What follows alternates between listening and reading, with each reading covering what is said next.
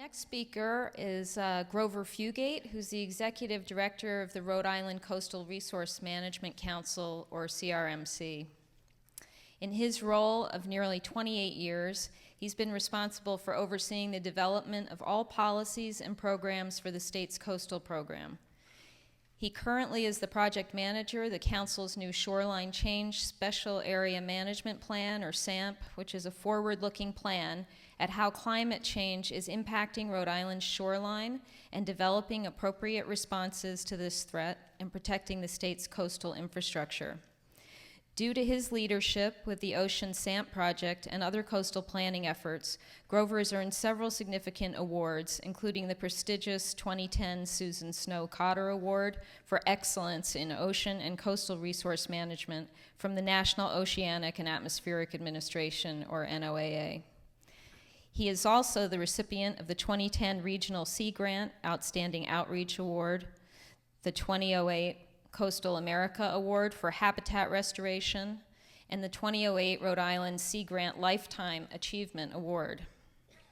In addition to his duties as Executive Director, he also serves as the state co-lead to the Ocean Planning Initiative for the Northeast Regional Ocean Council, and is also the state co-lead for the regional planning body established under President Obama's Executive Order on the National Ocean Policy. Grover is the author of academic journal articles on coastal and natural resources management issues and is adjunct faculty at the URI in the Marine Affairs program. He's also a guest lecturer at Roger Williams University Law School on coastal and marine law, and we are very honored to have with us tonight Grover Fugate.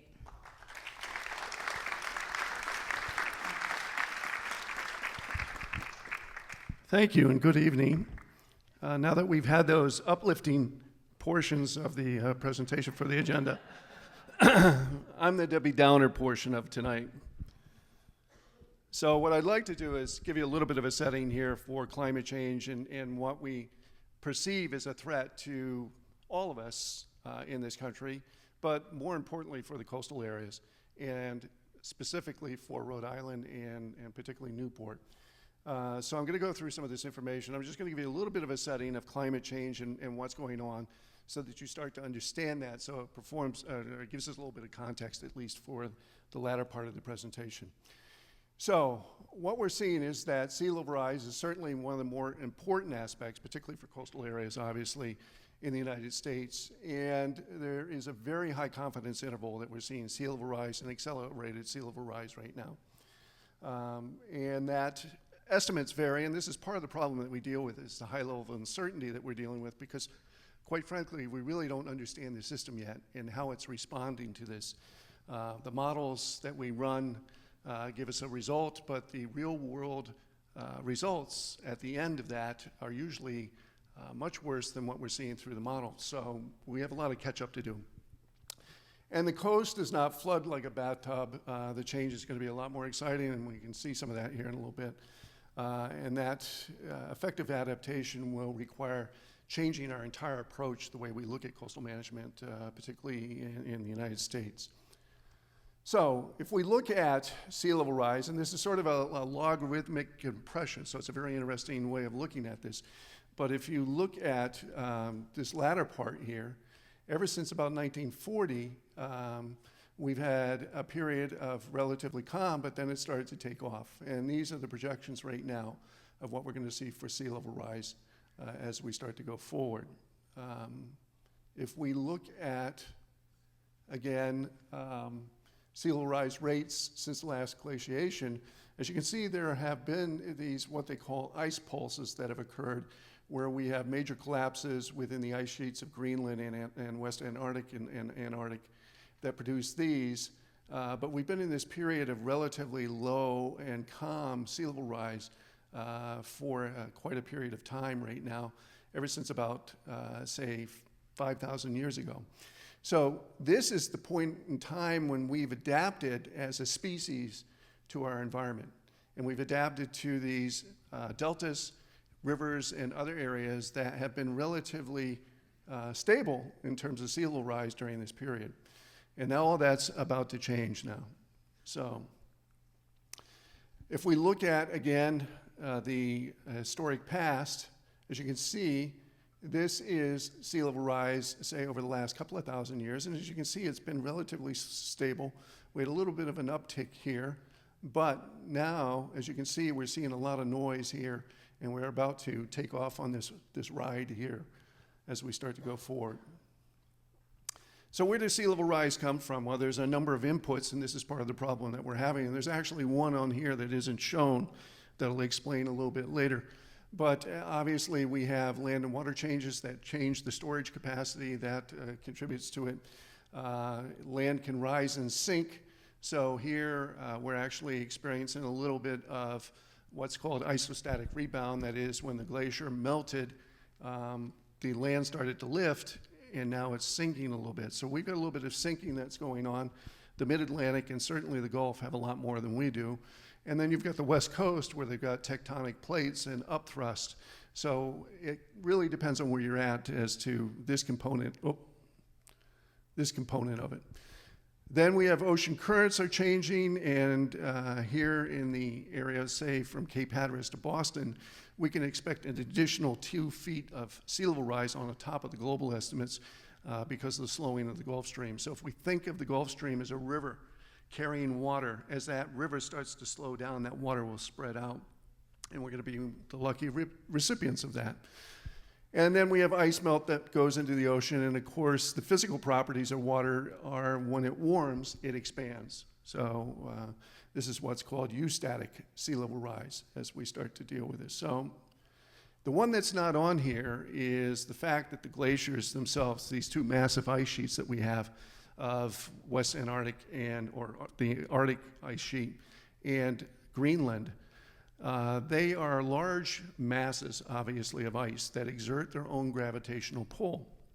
So as they start to lose mass through wasting or melting, they start to lose their ability to hold that water adjacent to the glacier, and they will start to release that water, and I'll explain that here in a second. This is actually that whole issue. So as you can see, the ice mass, as it's very large and competent here, will retain water against it. As it starts to lose that mass and lose the gravitational pull, it will release water. So the irony of it is, around Arctic and Greenland, we can see sea level rise actually drop. And this is sort of an estimation of where that sea level rise will start to increase. And as you can see, it's not universal throughout the globe. Again, we are going to be the lucky recipients of most of that from the West Antarctic shelf. As it starts to melt, we will get most of that up here. So what happens when all this occurs? Obviously, we have erosion, we have overwash through storms, we can have barrier islands breaching, and when they are attacked in consecutive forms, we can get what's called threshold collapsing. That means that the barrier can no longer sustain itself and will collapse. And will no longer be there. We're getting inundation, wetland loss, water quality reduction, and so all that's resulting in ecosystem change, and as we see with coastal storms, we're getting infrastructure failure. So let's bring it local. Let's come into Rhode Island and look at this. So this is Browning Cottage. This is down in South Kingstown. It was a very elegant and historic district at one time with these 5 cottages. By 1992, they had already started to suffer a lot of damage. 1999, obviously there's a major scarp there, and they are really threatened at this point. And then 2007, after the Patriots Day storm, you can see they're on the edge. This is the day after Sandy. And that's the day after the hurricane event, or in Rhode Island was actually a tropical storm. If we look at the town beach in South Kingstown, I want you to pay attention to this structure right here. So you can see there was a boardwalk here, another boardwalk structure here, came out to a little walkway down onto the beach in a fairly wide beach at this point. Again, look at the date, August 1994. That's the day after Sandy. So all this is lost, and the erosion is up to here. We're also seeing an astounding loss of salt marsh in Rhode Island. And in fact, when our researchers go out in the field and look, it is incomprehensible that it could be occurring this fast, this much.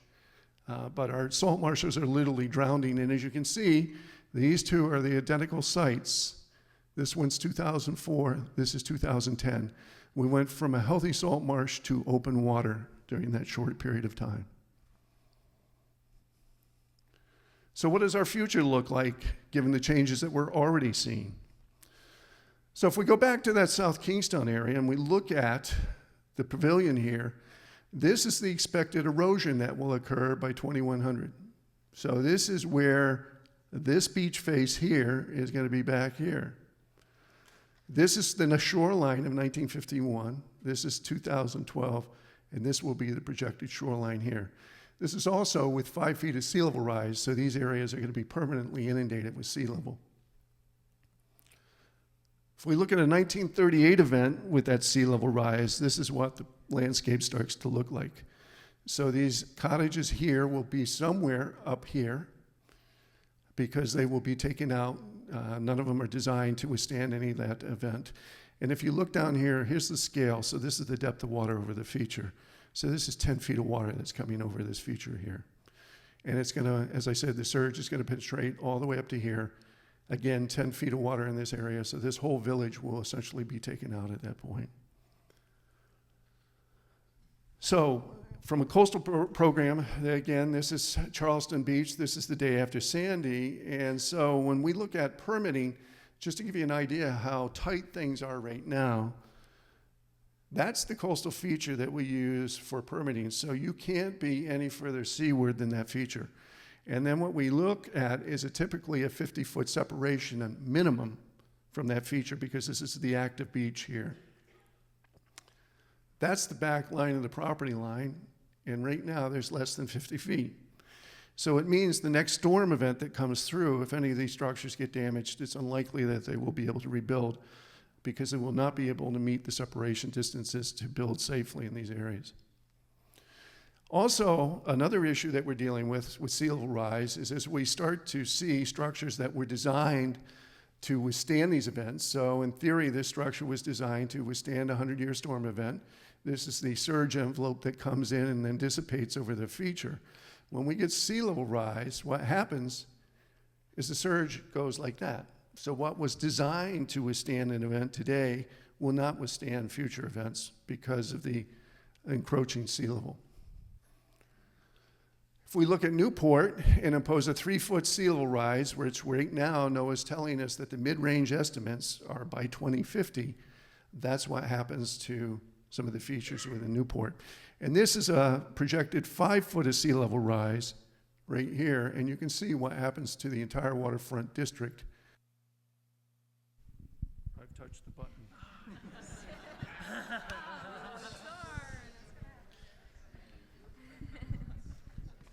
As you can see, this is an area all the way up to Thames Street. It's essentially submerged at this point. Testing. Thanks. I'm going to have to do the teacup handle here. So you can see this waterfront district is projected to submerge by 2100. This is 5 feet of sea level rise. And as I indicated, NOAA's telling us internally that we should be looking at 3 feet of sea level rise by 2050.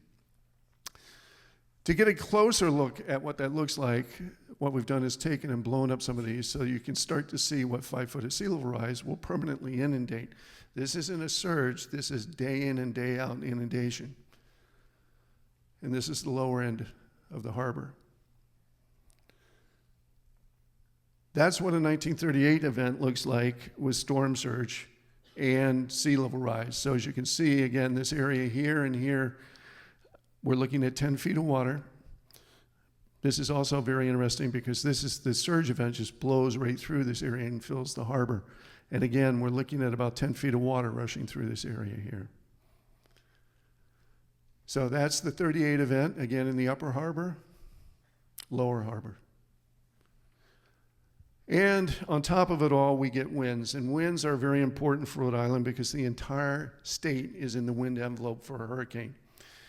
These are scenes from 1938, so it's important for the Tree Society to be aware of these because we have to be prepared for these types of events and what they might do to some of our more precious assets, some of these very large trees. 1938 is estimated, and the numbers are obviously not very accurate, but the estimate is between 1 billion to 2 billion trees were taken down in 1938, all the way up through New Hampshire. There was major wind throw. We have more tree growth right now than we do in 1938 because that was mostly farmland back then. So it's a very important consideration for us to think about as we go forward. So what are we doing about that? Now that I've got your attention and you're about ready to go out and commit suicide on me, what are we doing about it? Okay, well, what we're doing is we're looking at this and we're trying to take a very sobering light and see what the actual threat might be. And we're trying to also go all the way up to the worst case scenario, because when you're building sewage treatment plants and bridges which have a design life of 100 years, you want to make sure they're going to be around because we don't want to replace those things 2 and 3 times over. So what we're trying to do is get a better handle on what they might see in terms of events. We're also then taking that and then going back and trying to use expertise at the university and our own expertise and bringing outside design experts in to say, okay, how do we deal with this? How do we go back and make this area resilient to these events so that we can come back the day after a storm, people can go back in their homes, and Rhode Island keeps on ticking. We want to harden Rhode Island so that it can withstand these events and move on from that. So that's part of this, is to start to look at that, and then also obviously educate the public with presentations like this and others as we start to go forward. This is going to be a 4-year process. This is not something that we're in and out on.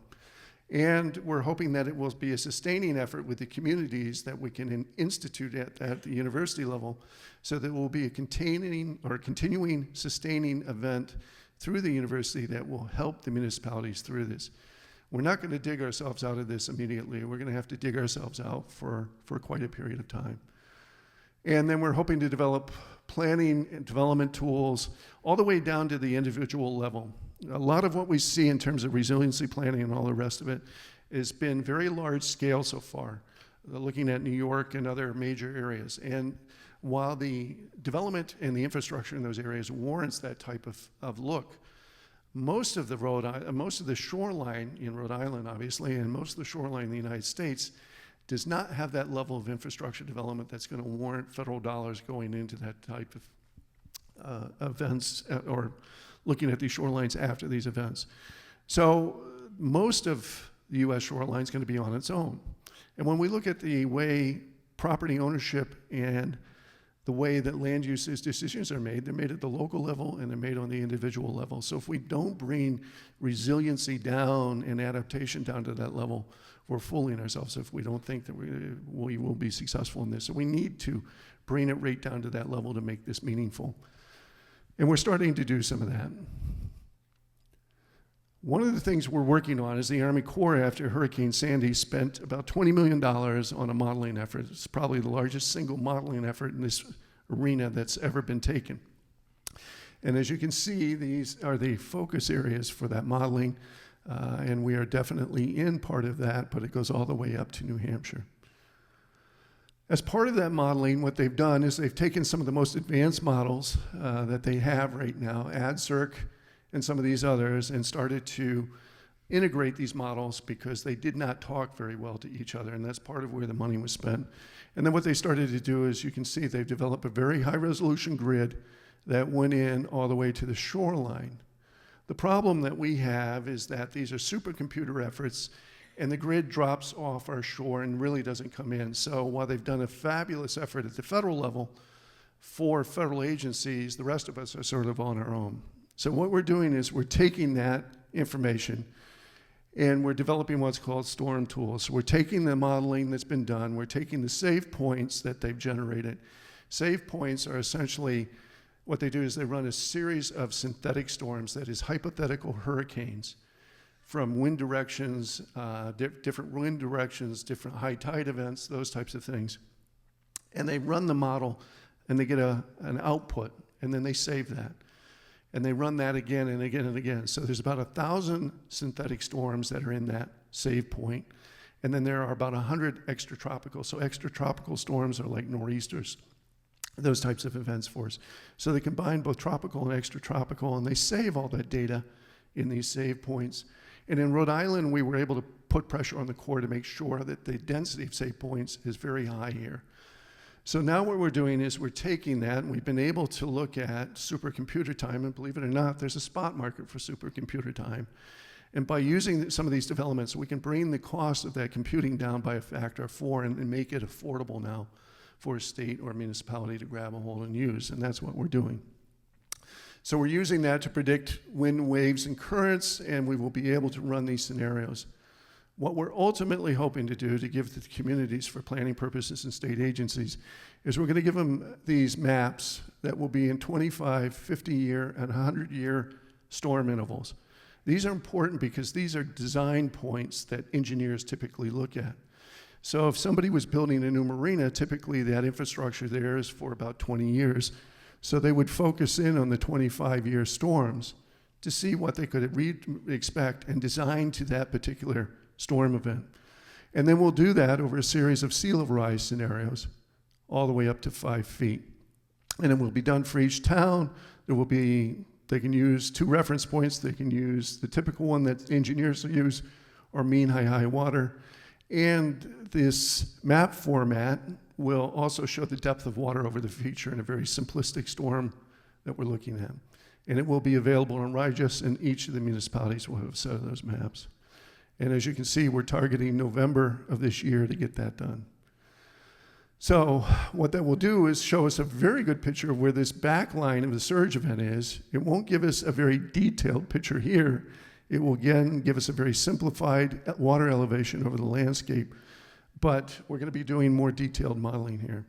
One of the things that's come out recently is FEMA, one of our favorite organizations, has developed a new set of maps for Rhode Island. And the interesting thing is that there has been no change in the data.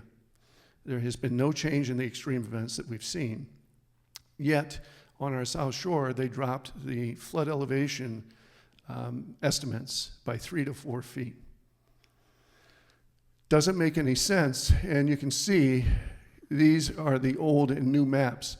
So these are the previous maps that were here, and then we have the new maps where there's actually been reductions. So this is the old map with the V zone here.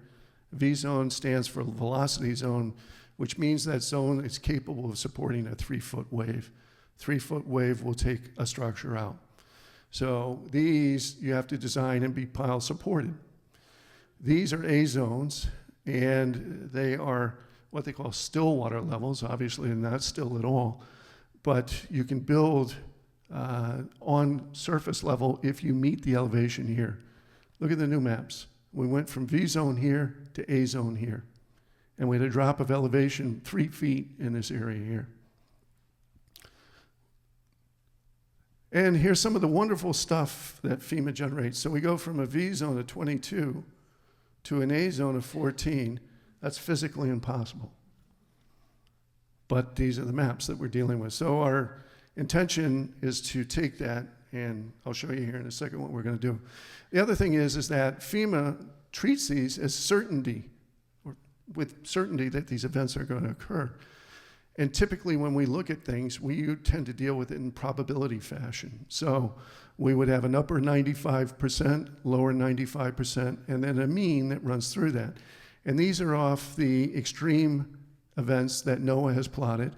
So you would think that FEMA would use one of these, and they didn't. They went here with no explanation as to why. It all turns out that they changed the method of analysis using what's called the L method, and that is a problem for us because it is not good for open ocean. So, as you can see, no change in the data, but we have a problem here in terms of the maps changing with really no explanation. But what it does is it tends to underestimate the threat at the shore while overestimating the threat in the upper bay. So what we're going to be doing is taking those models that I was just referring to and running very high resolution down to a 10-meter grid to produce an entire set of maps for the South Shore of Rhode Island, that being Washington County, and we're going to take other 2 or 3 high profile areas that we need to look at and start to run these. Eventually, we hope to develop a set for the entire state using this new methodology. The FEMA Region 1 is using a methodology from the 1970s, while every other region in the country is using methodology from 2005, 2009. So we've got methodology being used for, it's 40 years old here. So it's a time for us to plan. It's a time for us to deal with that. One of the things that I just wanted to point out, for instance, at the individual level, we just came out with a new brochure for homeowners, either that are potential buyers or homeowners now. And this starts to give them information that they need to start to prepare now for these events. And one of the things we're pushing and we're starting to develop is a program called Fortified. And that is working with the insurance industry, where they've developed a very advanced code for housing structures. The nice thing about it is it was designed as a retrofit code. So you can take an existing structure, go back and retrofit that structure and harden it so it will take and withstand these events. And that's what we're trying to do and push in this area now, is this concept of hardening structures. Even though that probably 98% of our housing stock was built before good modern hurricane codes, that doesn't mean that we can't go back and retrofit these structures and harden it so that we can withstand these events. We do not want to see the dislocations that have occurred after Katrina, after Sandy, and other areas. We want to be able to withstand these events. Whether you know it or not, New Jersey, now, when Hurricane Sandy came in, it was barely a Category 1 hurricane in New Jersey. The reason it was so devastating is it was a combination of a both tropical and extratropical event that allowed that storm to propagate over several tide cycles. So when it hit, it went over several tide cycles. New Jersey lost 360,000 homes in that event. And it was not a wind event, it was a surge event. We have about 420,000 homes in our housing stock here in Rhode Island. So we don't want to lose that. We want to make sure it's there. So how does that relate to the open space? We need to be able to know what threats our shoreline's going to face. And open space is a very good resilient tool. If you look at the way the Dutch or the Netherlands have dealt with this issue, and if there is one nation that has taken this seriously and done it in a way that no other country has, it's the Netherlands. But what they do is they invite the water in, and they use their open spaces for dealing with these events, so that there's a combination of both a storm mitigation device and open space when they're not flooded. So these are some of the things that we're looking at trying to integrate in, and very important for a city like Newport to start to think about as we go forward. Thank you.